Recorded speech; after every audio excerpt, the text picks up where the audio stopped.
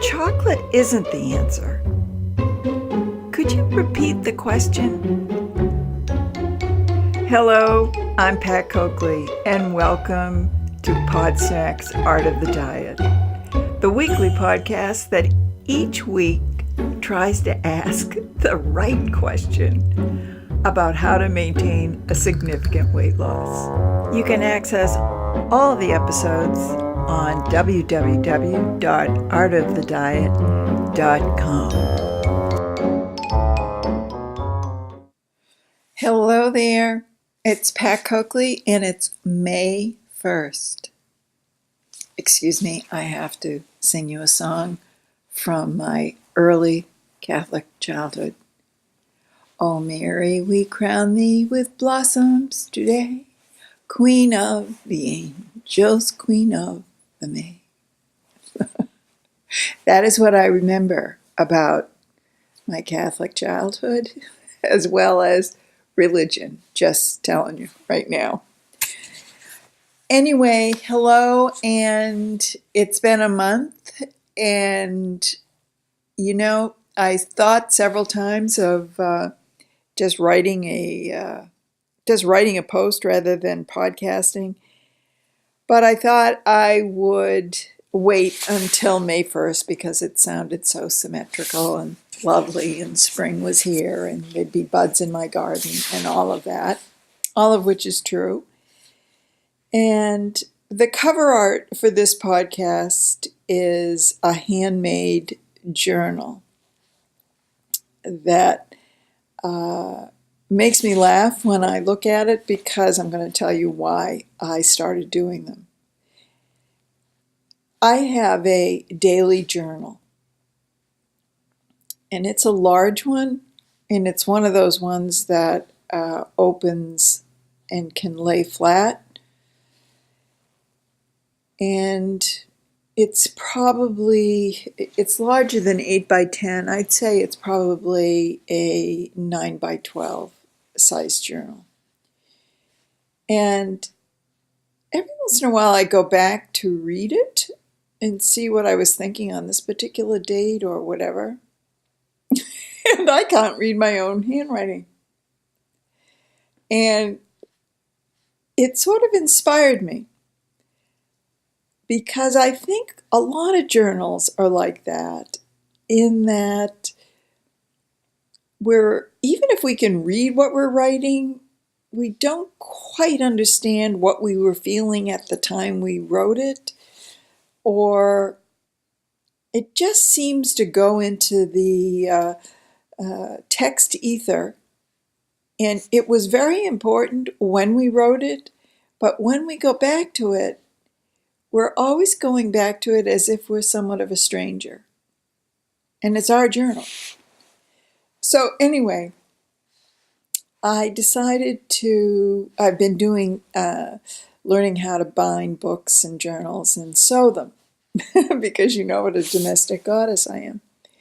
And the only stitch that I truly love to do is either very time-consuming, Coptic stitch, or this chain link stitch, which I have finally mastered after about 10 notebooks, where there have been a few breaks in the chain, if you know what I mean. So here's what I did with this idea of indecipherable language, almost a secret code, a code that maybe a magician could affix some meaning to or pull a rabbit out of a hat, but it makes me laugh. And I also am doing them with French inks that the company dates back literally to Napoleon. Okay? So why this is important to me, I have no idea. But inks that were made last year, I don't want to use.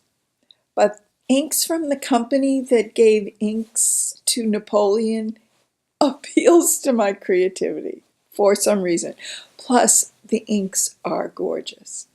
and I can use them on a brush or a nib of a fountain pen.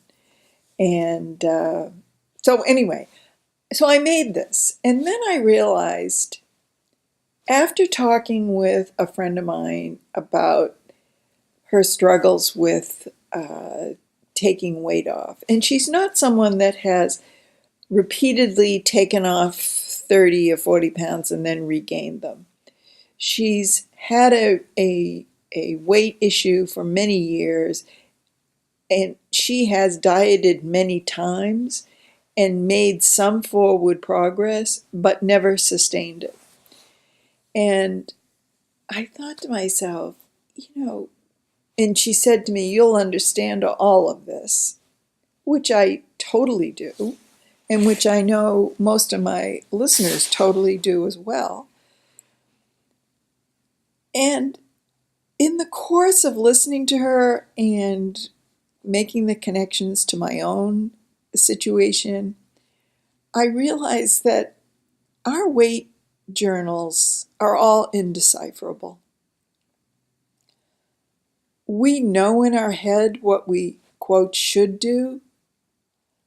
Some days we do it, some days we don't. And sometimes days become weeks, and weeks become months, and months become years. And it's not logical. It's not like we're unaware of the issues, nor for the most part are we unaware of what good foods are and what our trigger foods are. If you've had a lifelong weight problem, you know all of this stuff.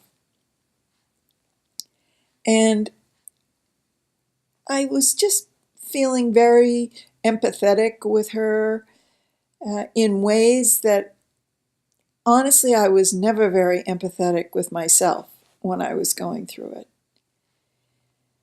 And I don't know whether that's because for 10 years I've been able to maintain this weight loss, and so I feel somewhat distant from it.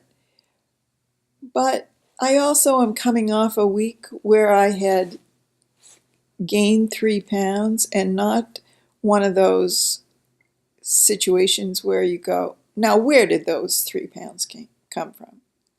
I was doing everything right. I really wasn't doing everything right. And if you looked in my trash can, there'd be, one of those little cylinders of Cheez-Its, and maybe they occurred more than 2 or 3 times in a week. And, I know that was the culprit. Those sorts of carbs and I just never were meant to be long-term companions. And so anyway, the bottom line is the journal I created because I couldn't read my own handwriting from my journal, my daily journal, was a creative idea, I thought, for making handmade journals to appeal to people with a sense of humor, as well as a struggle maybe that they understand on some days and totally mystifies them and bedevils them on other days. And there's an ink from my Napoleon company that is chocolatey in color and is scented like the cacao bean. Is that how you say it? I say the cocoa bean.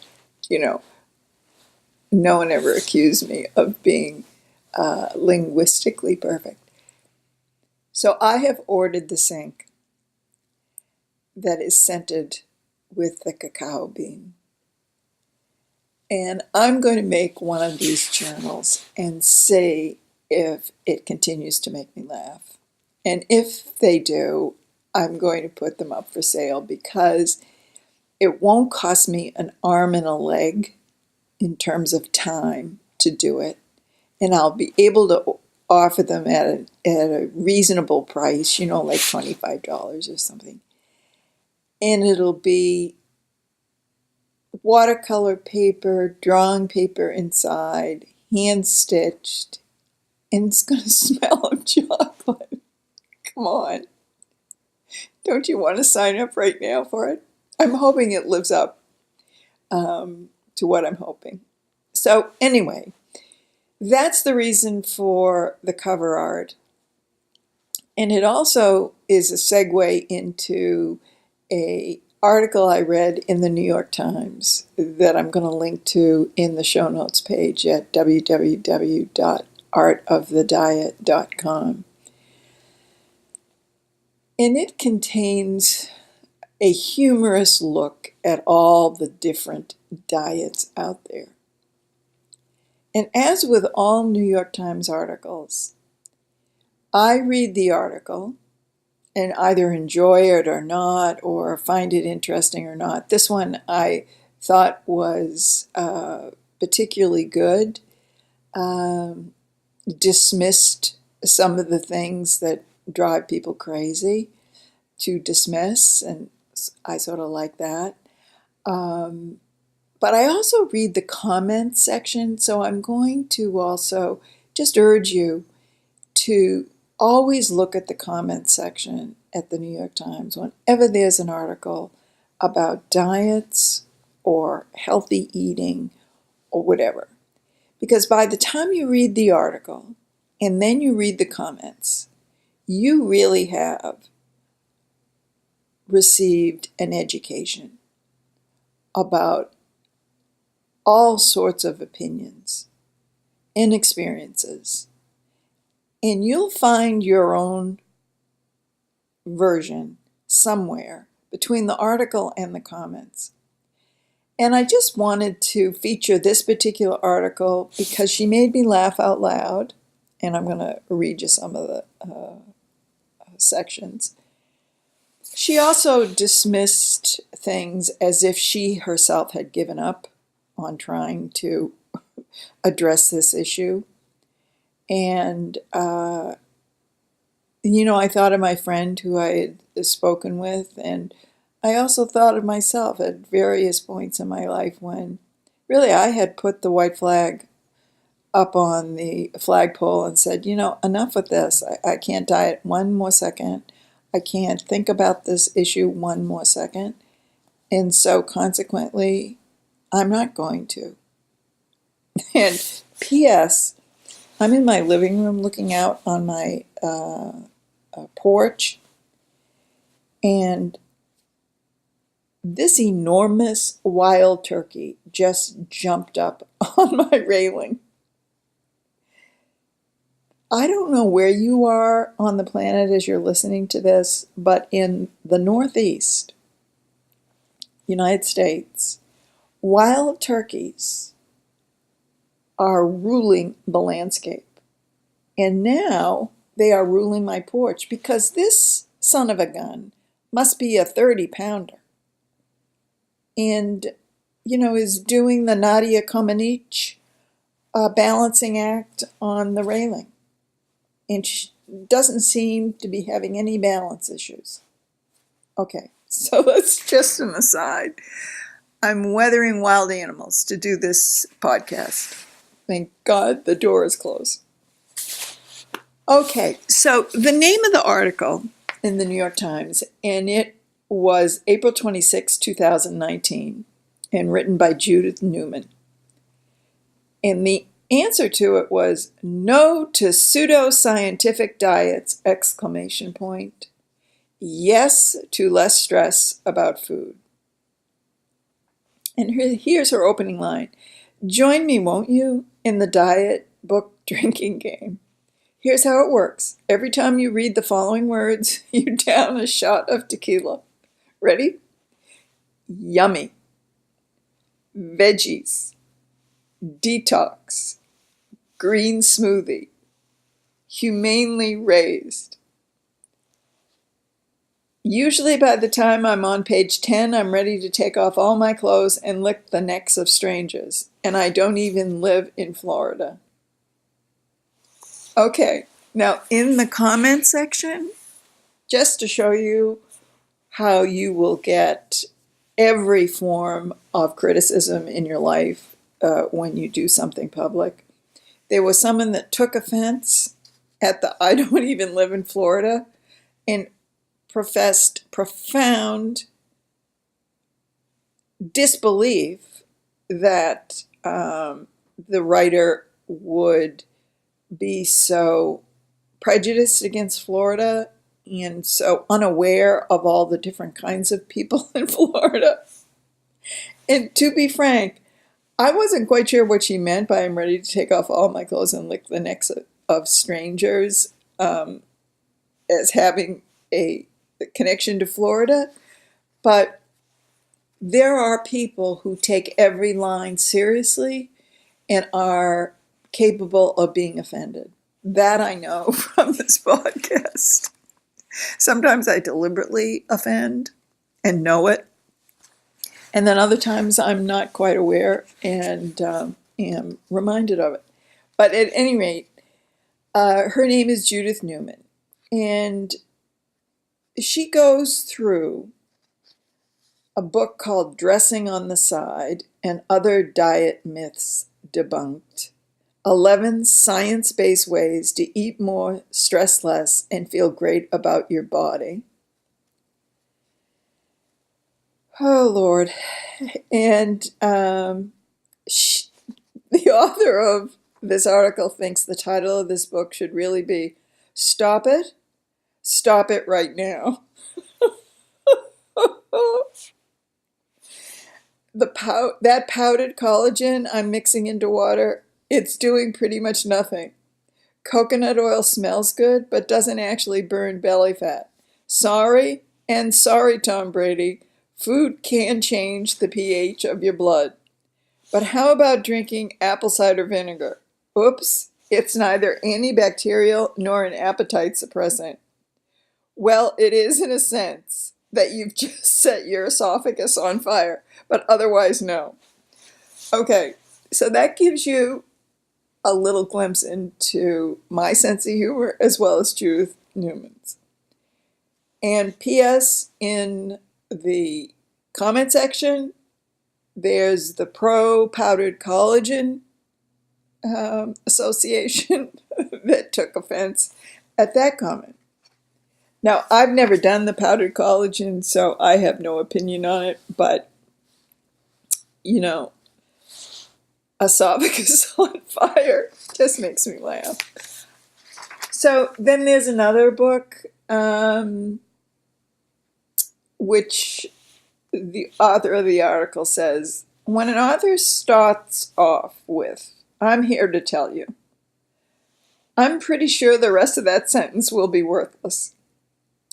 And in this particular book, The Set Point Diet, the 21-day program to permanently change what your body wants to weigh, is the rest of that sentence.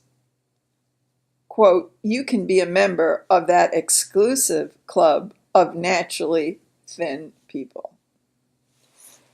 Now, I don't usually dismiss people who initially start off with, I'm here to tell you. But I'll tell you what I would dismiss out of hand is that I ever have a possibility of being a member of an exclusive club of naturally thin people. I have tried it. And I have tried the kind of combination of foods that this author says will lead you to doing your new set point.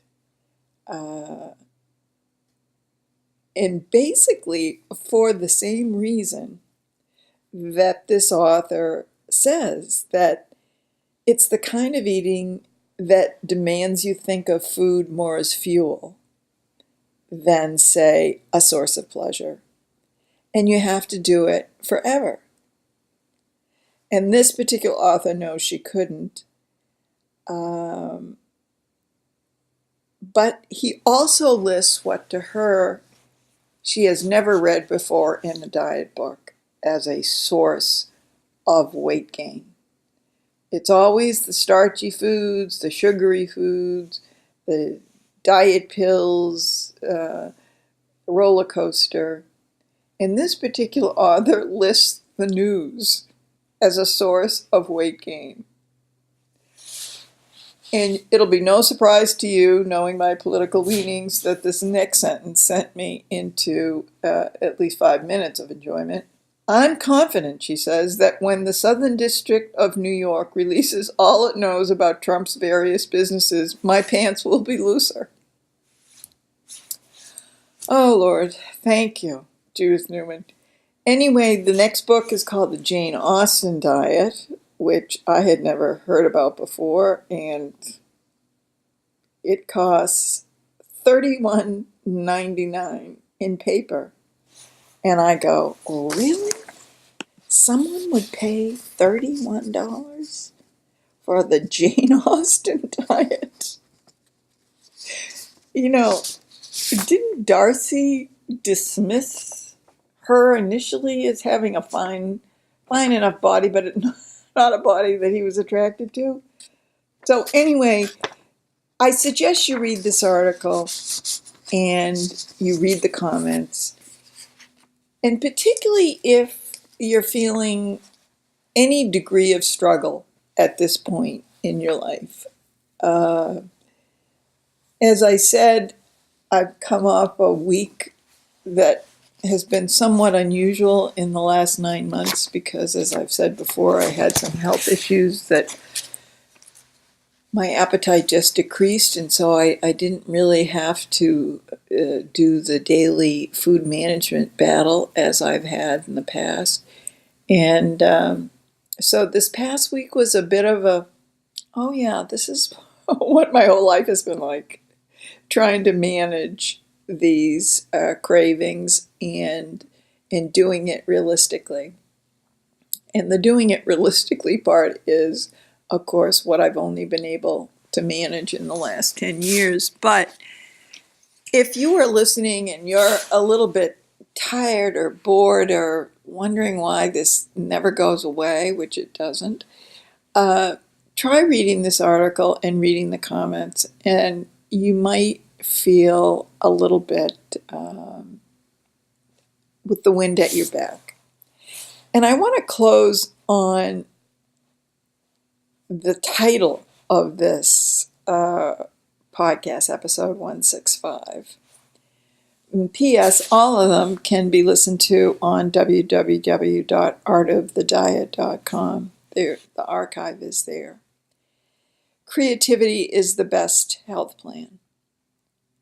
And that is the slogan I've had for years that has gone with my individual website, patcoakley.com, because I truly believe, for me, it has been the absolute truth.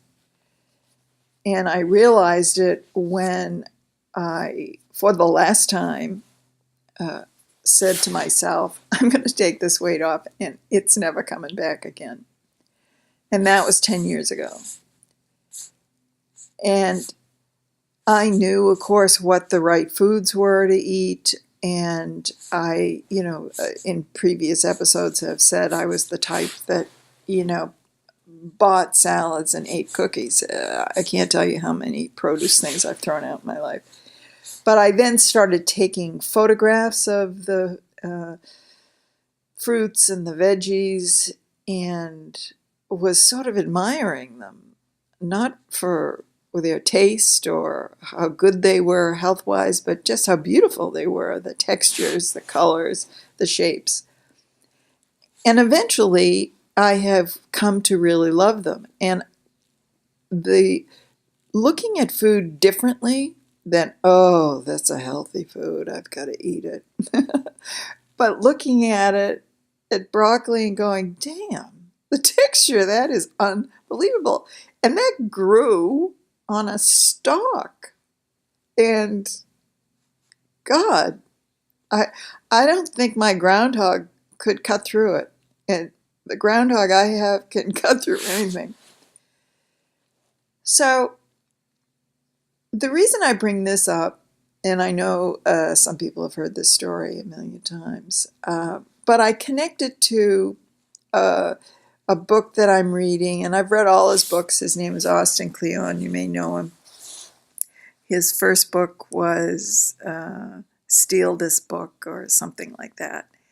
And he's always talking about creativity, and he has a great weekly newsletter that talks about books that he's read and quotes. He's a quote keeper, as I am.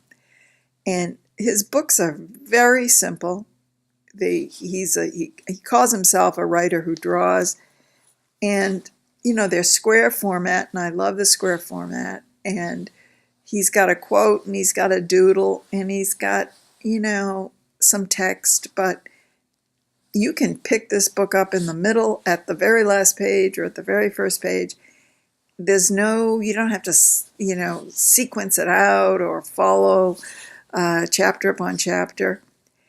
And the chapter that I read the other morning was about drawing. And immediately I say to myself, drawing, I am shit at drawing. I really am. I tried doing a how to learn to draw from YouTube and posted some of them on my Instagram, on Pat Coakley Instagram. And it did make me laugh, but I soon went to the tracing paper because I am just horrible in the drawing department. But I read this chapter on drawing and substituted any act of creation, be it photography, be it writing, be it mark making, be it quilting, sewing, the making of anything original. Maybe even copying and tracing somebody else's drawing. You know what I mean? Just something creative. And he had a quote from Maurice Sendak, who you probably know wrote all those children's books that some people found a little bit scary, but he was a very charming and realistic children's book illustrator. And he had a quote about what drawing did to him. And I thought to myself, this is exactly what my creative practice does for me. Every day that I practice it, and nowadays it is every day. In the middle of my life, it wasn't daily. It should have been, but it wasn't. But I do know that how he described drawing was how I experienced my creative habit. And I distinctly remember that I really needed to feel this stuff that year that I was losing weight and following a national plan religiously, and every week being accountable to another human being, and writing things down and tracking things down and doing all the obsessive things one needs to do to become accountable. But in the process of doing this, particularly for a female in this society, you are also dealing with what the culture has done to your self-esteem over the years. And not just the culture, maybe family members, maybe friends, maybe just yourself has been wielding this judgmental hammer. But the bottom line is, it is that year that I was doing this, I had a white knuckle grip on this accountability lever. It was not a relaxed grip. And so when I realized that I could turn around the vegetables and fruits into a creative daily practice, I realized it became easier to handle the obsessive part of the food management. And I've never heard it said better than Maurice Sendak said it, so I'm going to just read it to you. So he's talking about drawing, but I'm talking about any creative act that we do. It's sublime, said author Marie Sendak. It's magic time, where all your weaknesses of character, the blemishes of your personality, whatever else torments you, fades away, just doesn't matter. End of quote. So I'm going to leave you on that, because wherever you are with your weight issues, I know you can use a little bit of magic time. I know I do, and I hope that if you haven't quite put it together to create that magic time, that you realize that creativity really is the best health plan and may allow you to follow whatever plan you're on. Okay, so over and out for now. May 1st, flowers, Mary, Queen of the May. P.S. I was never Queen of the May in the pageant. Take care.